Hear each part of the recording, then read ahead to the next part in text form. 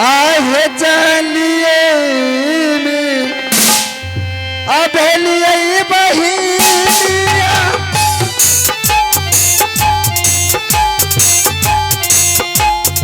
आहे बिसके हे हाला हे दिशा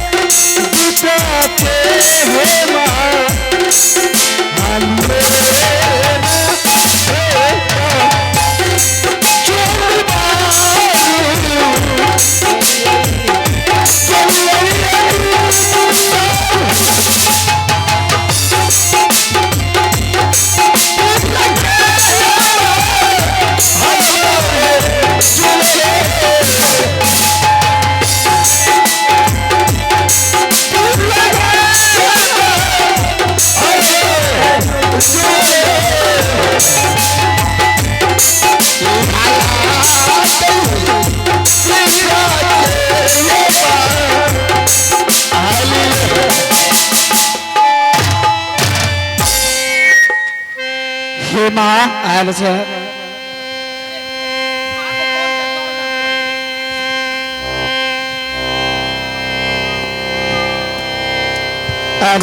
आराम से बगल कर दिया।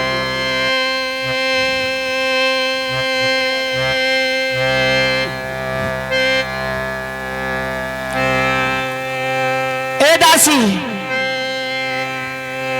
तुम अपना पुत्र लेकर के चले आए। हाँ माँ। दासी सुनो दासी, सबसे पहले तुम अपना पुत्र को वहीं रख दो।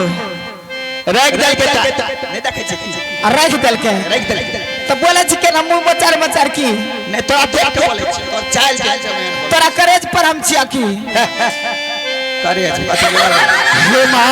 हां दासी अब मुझे अपने पुत्र को दाह संस्कार करने के लिए मां गंगा किनारे जाने दो ना मां। दासी आज जाने छिए हम सतलरेन भगवान के पाठ रख लिए। अच्छा आज हमरा घर में पूजा पाठ छिए। अच्छा आ जब तक हम काम नहीं करबे घर अंगना निपल छे सब कुछ करल छे आ ई के जे के हमरा गंगा किनारे में जेबे हम अपना पुत्र के संस्कार करल काल परब छिया गांव में घट मतलब पिसा लिए ना आता चक्की में जाके। काल कौन परब छिए? काल परब में छिए त छठ माई के अर्घ देते की। हां गांव में पिसबे से पिसा लियो। हां पहले घर अंगना नहीं पुबेबे न तब गहूम पिसबा लेबे।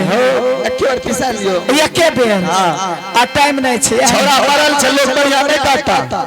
अच्छा घर में लाश आई नहीं कहूं अच्छा रे न मरल छे आ ई त नहीं न मरल छे पागल ते न बर बेटा मर जे बेचारी नहीं त छोरा मरले त यो मर जतिए उने तब न हम बुझतिए।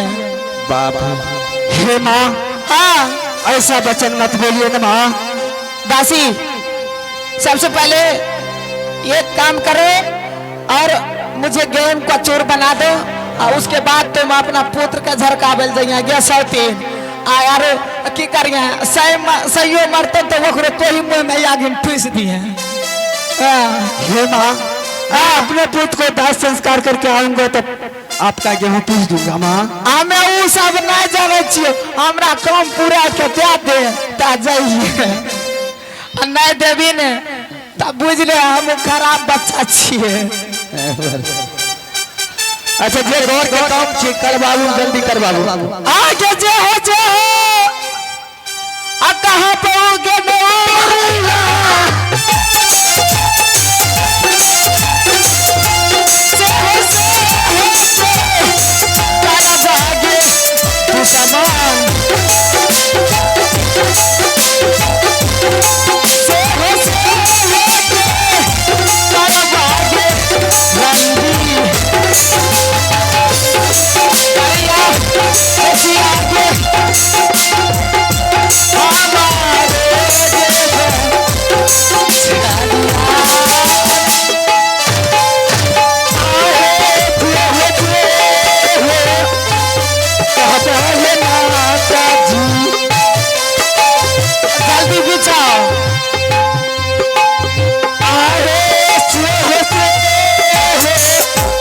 करता भागली